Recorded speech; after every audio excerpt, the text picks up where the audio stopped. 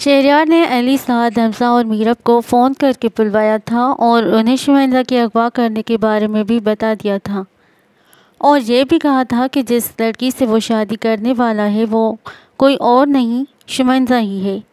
سعد، علی، میرب اور حمزہ پر تو گویا کوئی بجلی گری تھی۔ وہ سب اس وقت ایک بنگلے کے ہال میں موجود تھے۔ یہ بنگلہ کلثوم بیگم کے والد شیر علی کا تھا۔ شیر علی کے وفات کے بعد کلثوم بیگم نے یہ بنگلہ شہریار کے نام کروا دیا تھا۔ شہریار نے اس بنگلے کی دیکھ بھال کے لیے بہت سے ملازمین بھی رکھے ہوئے تھے۔ شیری پلیز شیزی کو جانے دو، وہ بہت معصوم لڑکی ہے، اس کے ساتھ ایسا مت کرو پلیز، میرب نے التجائیہ انداز میں کہا۔ میرب کے لہجے میں دکھ تھا، وہ شمائندہ کے لیے بہت ڈر گئی تھی۔ سعد، علی، حمزہ اور میرب کو شہریار کی اس حرکت پر بہت غصہ آیا تھا۔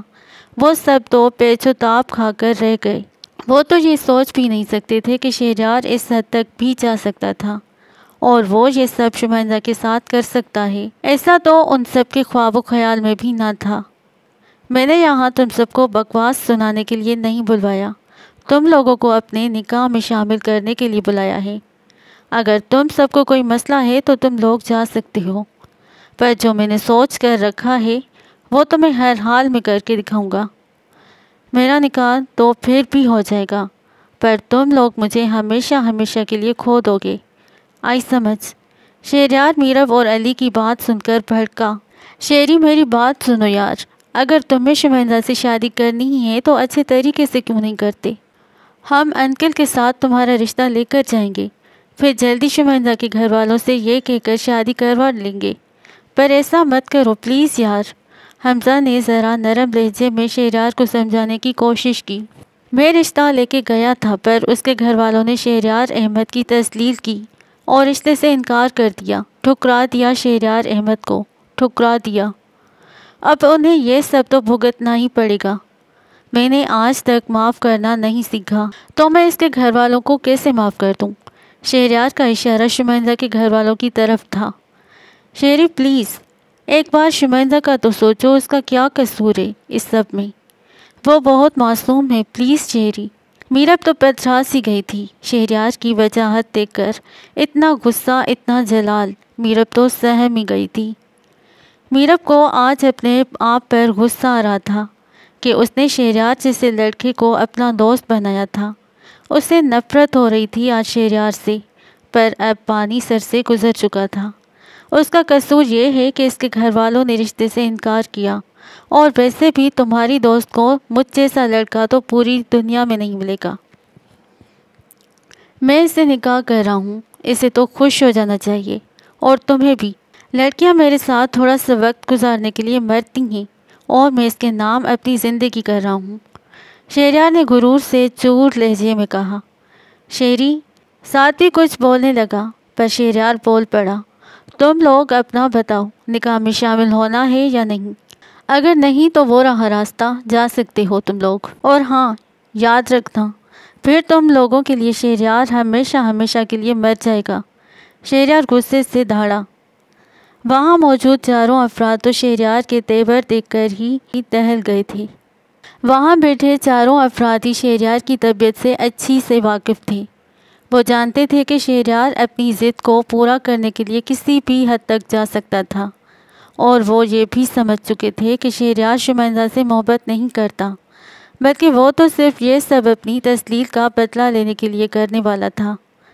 وہ سب جانتے تھے کہ شہریار شمائندہ سے شادی کرنے کے بعد اس کی زندگی عذاب بنا دے گا، پر وہ یہ بھی اچھے سے جانتے تھے کہ اگر اس سب میں انہوں نے شہریار کا ساتھ نہیں دیا یا شمائندہ کو یہاں سے نکالنے کی کوشش بھی کی تو شہریار نہ صرف ان چاروں کے ساتھ بہت برا پیش آئے گا، بلکہ شمائندہ کے گھر والوں کو بھی جینے کے قابل نہیں چھوڑے گا۔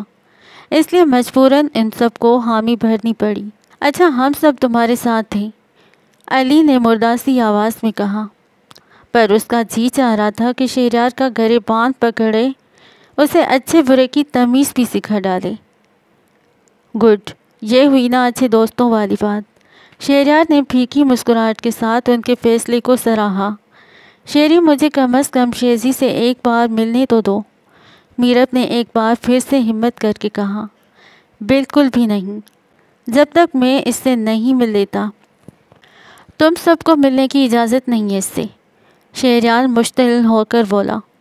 شہری 2-3 ملاقاتوں میں جس میں تم اور شمائنہ زیادہ تر ٹکراتے ہی ہو، ان میں ایسا کیا ہو گیا کہ تم شمائنہ کا رشتہ لینے ہی پہنچ گئے؟ ہمیں تو لگا کہ تم عینی سے شادی کرنا چاہتے ہو۔ سعد نے اپنے تجسس کو ختم کرنے کے لیے آخرکار اپنے ذہن میں ایک بار اٹھنے والا سوال پوچھ ہی ڈالا۔ 2 نہیں 5 ملاقاتیں۔ ایک بار جب زیب سے یونی میں جھگڑا ہوا تب وہ مجھ سے ٹکرائی۔ دوسری بار جب شہرام کی شاپنگ کرنے گیا تب مال میں مجھ سے ٹکرائی۔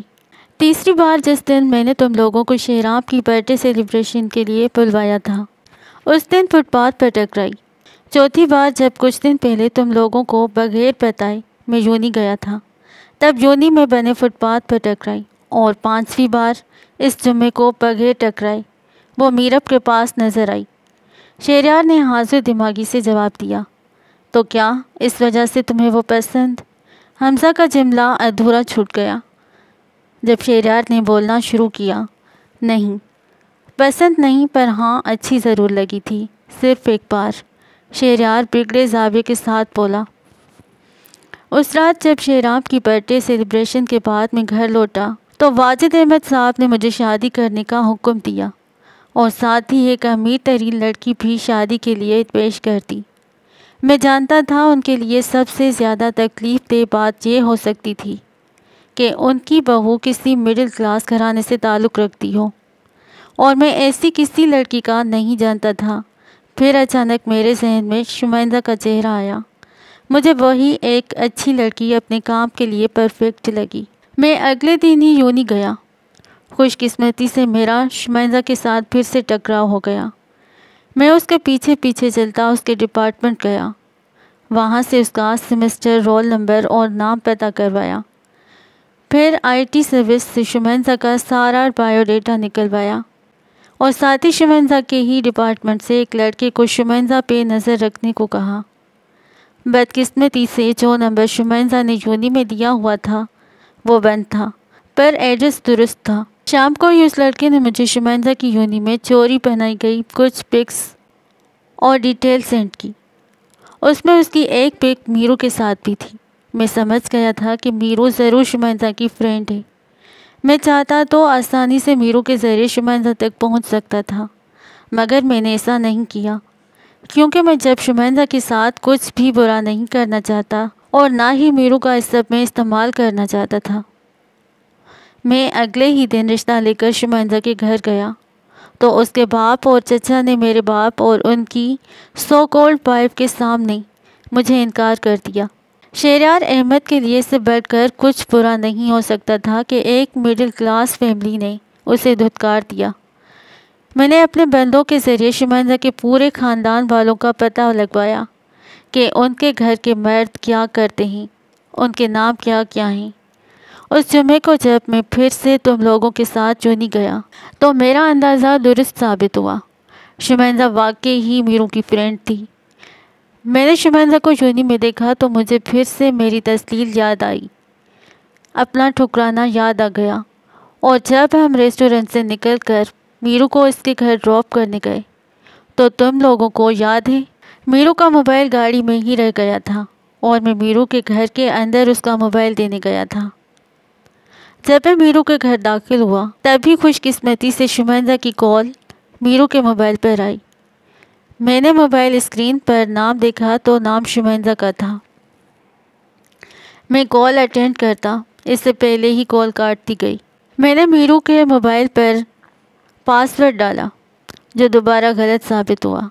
پھر تیسری بار کچھ سوچتے ہوئے میں نے علی حسن کا پاس ورڈ ٹرائی کیا اور موبائل کا لاک خوش قسمتی سے کھل گیا۔ میں نے میرو کی واٹس ایپ آن کی، وہاں سے شمائنہ کا نمبر، اس کی کچھ پکس اور وائس میسیجز اپنے نمبر پر سینڈ کیے اور پھر شمائنہ کے باقی ان ریڈ میسیجز کو ریڈ کیا تو مجھے اندازہ ہو گیا کہ شمائنہ اپنی دوستوں کے ساتھ آج یونی کے ساتھ والے ریسٹورنٹ جانے والی ہے اور وہ صبح 8 یا 9 کے بیچ یونی سے نکلیں گی۔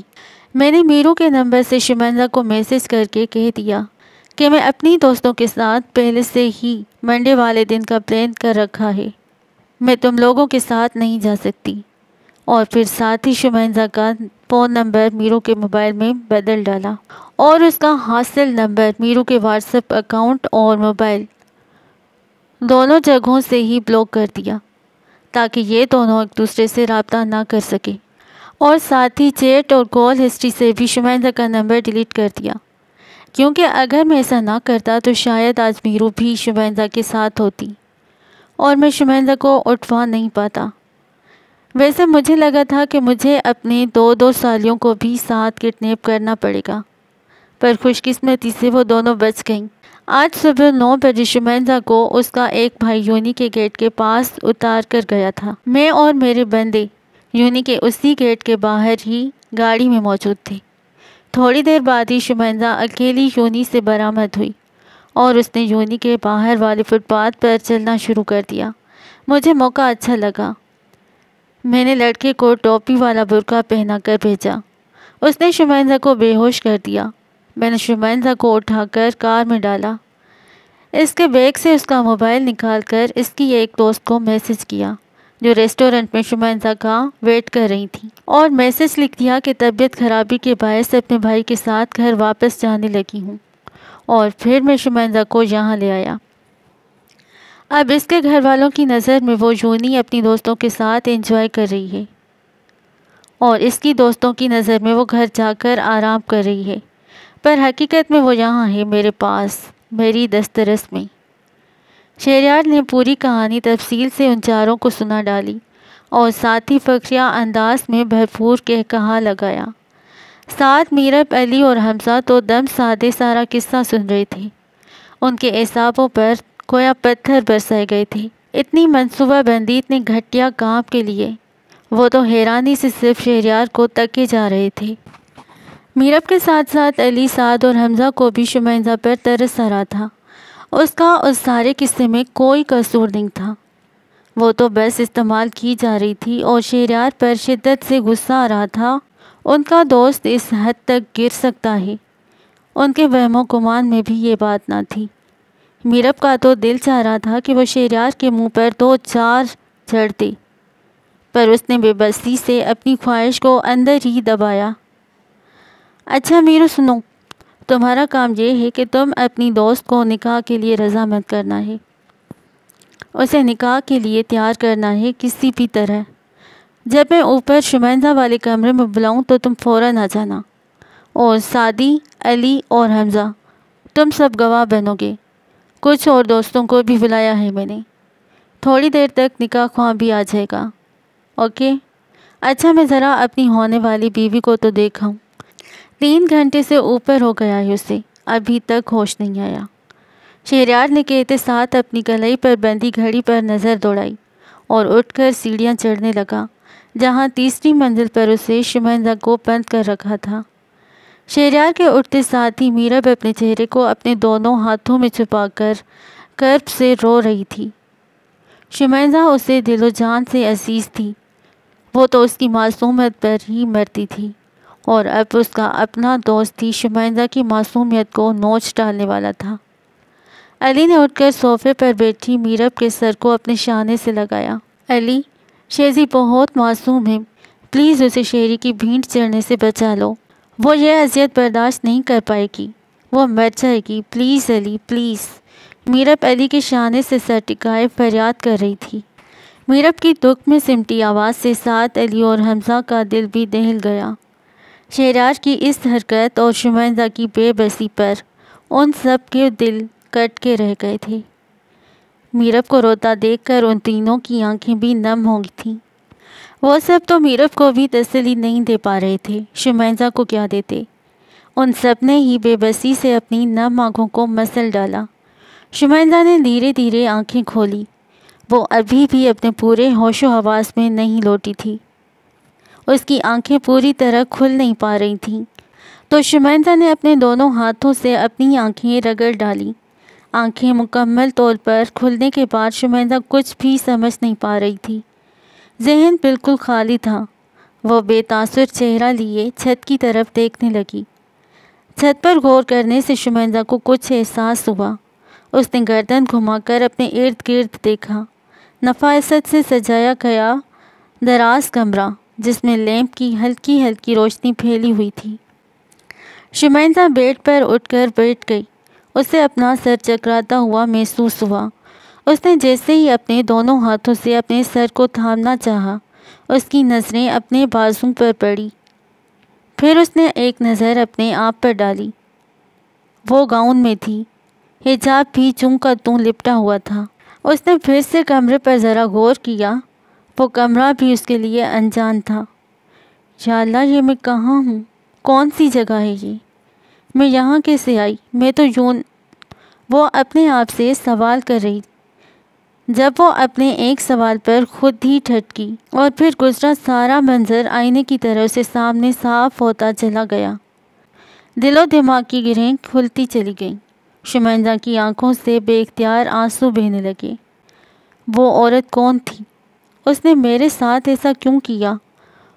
وہ مجھے یہاں کیوں لائی ہے؟ یہ کون سی جگہ ہے؟ وہ عورت مجھ سے کیا چاہتی ہے؟ کیا اس کی مجھ سے یا میرے خاندان والوں سے کوئی دشمنی ہے؟ کیا اس نے مجھے تاوان کے لیے اغوا کیا ہے؟ وہ میرے ساتھ کیا کرنے والی ہے؟ کیا میری عزت کو کوئی خطرہ ہے؟ گھر والوں کو یا ذہنی لوگوں کو میرے یہاں ہونے کے بارے میں پتہ ہے؟ کیا انہیں پتہ ہے کہ میں اغوا ہو چکی ہوں؟